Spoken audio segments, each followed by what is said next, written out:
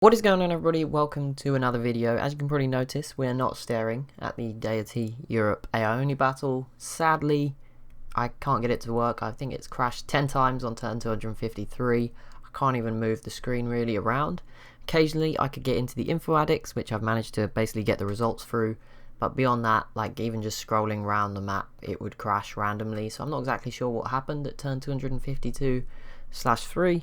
But sadly, yeah, it's not like it's just one civ, because that would, crash when it's that civ's turn. It just seems to be maybe it's got too much, maybe there's too many units, or whatever. It is a shame. However, we did actually see two civs reach the top of the tech tree, so it is not for the results wise, it is not at all an issue. It is more, yeah, it's obviously disappointing. I know a lot of you guys probably want to see it go further. So before, yeah, I can't really go into the info addicts too much. It was just crashing and stuff. So I'm going to give you the results. We'll do the shout outs and that'll be it. And I'll go on to preparing for the next one. Now, sadly, 3 series are going to end up finishing today, which has made things a little bit, all of a sudden for me to come up with some new ideas. But I'll try and get one out as soon as possible. Obviously, the fact that we're not going on further at least does help. It means I can prepare for the next one straight away. But yeah, I've got the top 10. Now I just want to say this is probably the closest AI only battle ever. It's the lowest points I think we've had for a winner using my scoring system. So that's interesting. There was a lot of civs, there's a lot of honourable mentions, which I guess we'll start with, who just missed out of the top 10. So 10th place got 31 points as just a sort of benchmark. So Portugal just missed out with 30 in 11th. I think that was 11th or joint 11th. Great Britain missed out with 25, and then you had Mercuria, the Garamantes, and Rome a little bit further down in the low 20s and high teens. Then there was a few other random sort of civs that picked up some points. But we'll go quickly into the top 10, and then I will go and give everyone who predicted correctly a shout out. So first off, 10th place with 31 points was France. They had an interesting game, wasn't particularly successful. They kicked Spain out a little bit at the end, but nothing amazing from France. They just did what they had to do, I guess. Yeah, nothing too special for them. Now, 9th place is 3 points more, is Switzerland. This mainly comes from having that mega religion. They won a category. I think it might have been happiness. They won one of the categories, definitely, and they came second and third in a couple just to give them a real big points boost. Some of the civs, like France, just were chipping away. They were getting 3s and 4s every time. They were always 8th or 9th best in the world. Switzerland, it was more they were just 1st or 2nd a couple of times on some of the culture, tourism, wonders, those sorts of things. That's what really helped Switzerland out, and that earned them 9th place.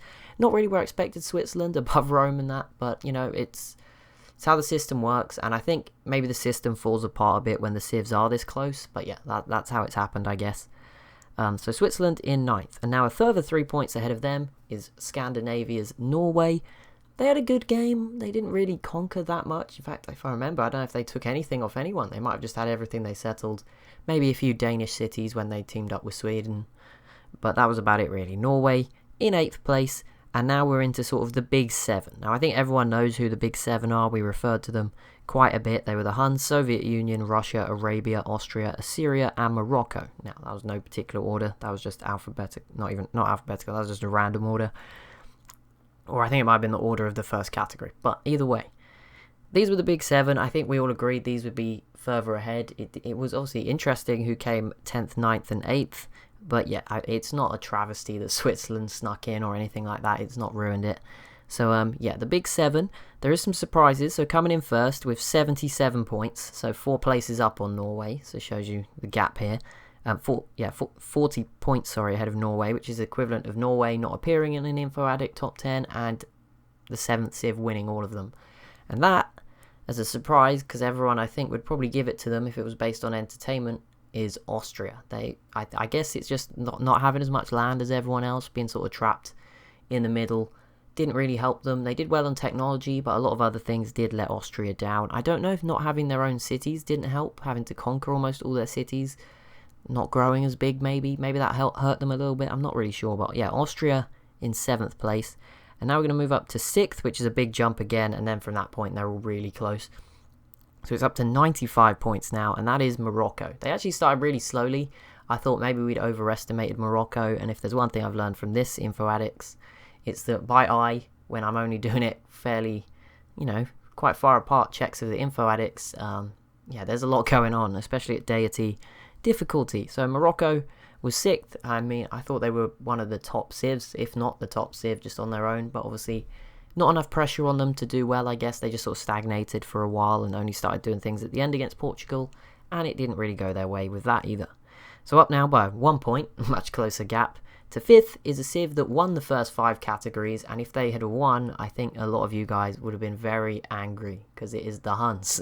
They were on track to win. I think they dominated the early categories. They fell away when all the culture, their happiness is like negative, so they didn't score anything there, that sort of thing. But at the start, it was ridiculous. They had the most land. I think, no, sorry, second most land, because Morocco definitely had the most land, but they had the most soldiers, they had the most population, they had the most food, you know, some of those early categories. The Huns absolutely dominated those, but yeah, not so much on the cultural side of things and happiness, etc. Science was pretty bad as well. They just had numbers. Production was another one they were really good at, but yeah, they fell away towards the end. So now up into 4th place in the final civ in the double digits, only 3 points ahead of the Huns, is Assyria. They were growing, they were coming on, they topped a lot of the sort of moving statistics, if that makes any sense, like the science per turn, stuff like that, which obviously, you know, means if they had longer, they would probably have the most techs, which obviously they couldn't because someone had reached 80 already. But, you know, if the timeline was extended, they would eventually become the leader. But they weren't at the time, which meant they didn't win a lot of the stagnant categories, so stuff like technologies, where it's already, you know, based on the past. So that was Assyria coming in 4th. So now we know the top 3 in your heads, I think. So 2nd and 3rd were really close. And then 1st was about... So 2nd got 107 points. No, sorry, 3rd got 107. 2nd got 109, so very close again. And then just out in front by, you know, they won one more category at the end that none of the other top 2 competed in for some reason. So they got 121. So I'll start with 3rd place, which was the Soviets. They did really well. Again, I think this battle probably ended a bit too early in terms of what we'd seen in wars. I think all the technology and the stats were towards the end of the game, but what had actually happened and unfolded on the map was not the same. We hadn't, you know, there was a lot more we wanted to see that we sadly couldn't. But Russia, the Soviet Union, I mean, Russia is one of the other 2, as you can guess, process of elimination, Russia and Arabia, the only 2 that I mentioned before remaining. But the Soviet Union in 3rd with 107 points. They were quite fun to watch. They definitely put in quite a bit of work into wars. It was quite exciting seeing them fight Russia, and when they took out Sweden at the end, that was pretty cool. Now, on to 2nd place and 1st place, because I've said it's Russia or Arabia. So 1st place went, surprisingly, to Russia. So all that wars they put against the Goths at the end really came in handy. Arabia actually started pretty badly in the Info Addicts. I was a bit worried they were sort of going along at this very similar path to Austria, but at the end they really picked it up and yeah, just sort of took off on that front. And now I've got to do the thing I'm always never prepared. I'm normally prepared for this because I normally write it out on paper, all these points. Today I've done it on my phone, which means I was reading off a notes app. Now I need to go find the comments, see how many of you guys picked Russia. So let's have a look. I'm going to scroll through, so sorry if this isn't perfect. Now I'm going to be generous. Any mention of Russia will be good enough. I have to check in all the under comments as well. There's some in the replies sometimes. So Piers Electro, you're the first person here to pick Russia, so congratulations. You said once again you've gone for Russia, so they've obviously done you. I don't know if they've done well with that before. Was that a hopeful they've done well, or a they always lose they've done well? But there you go, they have earned you your shout out today. Oh, someone said Prussia, not close enough. One P too many. David Ellison, congratulations, you also picked Russia. Let me just check if there's anyone else. Peter Katanik, again, another congratulations for picking Russia. I'm just being very careful here, don't want to miss anyone.